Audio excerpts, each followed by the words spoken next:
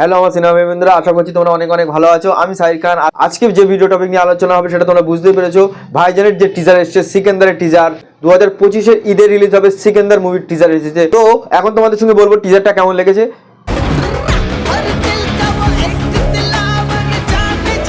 ভাইজানের এরকমই একটা কামব্যাক দরকার ছিল, কিন্তু এরকমই একটা কামব্যাক দরকার ছিল। ভাইজান বলিউডের ডিরেক্টরদের সঙ্গে কাজ করছিল, কিন্তু ঠিকভাবে যেন পোষাচ্ছিল না।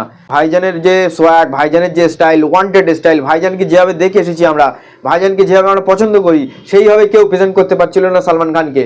সাউথের ডিরেক্টর AR মুরগাদুস ভাই একটা ভালো লেভেলের ডিরেক্টর, গাজিনীর মতো হিট ফিল্ম দিয়েছে, আরও সাউথের অনেক হিট মুভি আছে।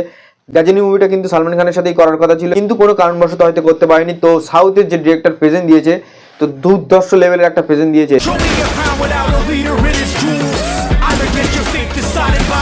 দেখো টিজারটা শুরু হচ্ছে কিন্তু একটা মিউজিয়াম মতো মনে হচ্ছে।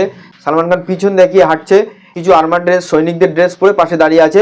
যে ডায়লগ ডেলিভারিটা দিয়েছে, বহুত সারে লোক মেরে পিছে পড়ে হ্যাঁ, মাথা খারাপ হয়ে যাওয়ার মতো, দুর্ধর্ষ লাগছে। আর বাস মেরে মুড়নে কি দের হ্যায়। সেই সাথে যা বিজিএম বেজেছে ভাই, ব্যাকগ্রাউন্ড মিউজিকও দুর্ধর্ষ হয়েছে, দুর্ধর্ষ।